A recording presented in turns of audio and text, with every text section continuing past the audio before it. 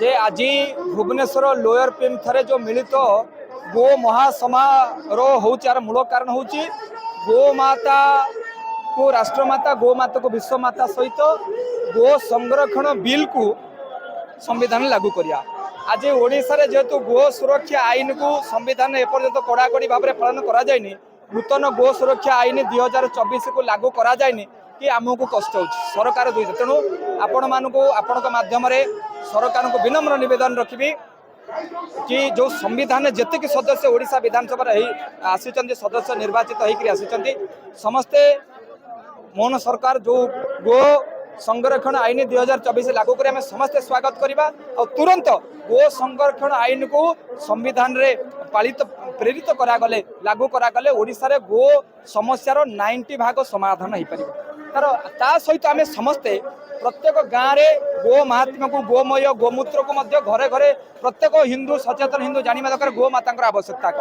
ता द्वारा गोचर जमी को आम समस्त हिंदू समाज जो गोचर जमी अच्छी समस्त अनाबादी गोचर को माड़ी गोमाता चरवे कौट जोटी गोचर जमी अच्छी से गैरिका ध्वजा पोता हो ता द्वारा हिंदू समाज रे गोमाता सुरक्षा विषय समगत अवगत आ सहित जो पाठ्य पुस्तक रोचे प्रथम श्रेणी रु 10वीं श्रेणी भितर गोमाता कौन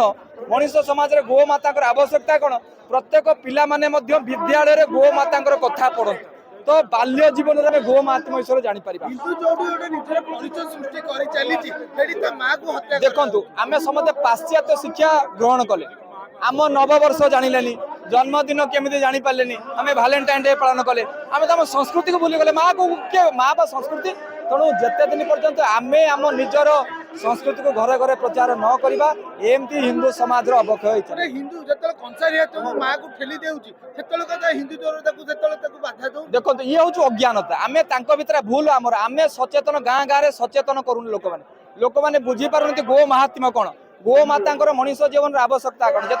समस्त हिंदू सचेतन हवा गोमाता सुरक्षा कर प्रथमत तुरंत सरकार गो संरक्षण आईन को विधानसभा लागू करंतु तुरंत सरकार गो सुरक्षा आईन को आनिले अधा भाव में गो हत्या बंद अरे सरकार तो विगत सरकार तो हजार हजार कंसाई खाना खोलिले हजार कंसाई खाना प्रत्येक दिन लक्ष लक्ष गोमाता को हत्या करागला प्रथम सरकार आगे नियम आणतु तापर सचेतन समस्त हिंदू माने सचेतन अच्छा आम पुणी गोमाता सुरक्षा समस्त अंटा भिड़ा।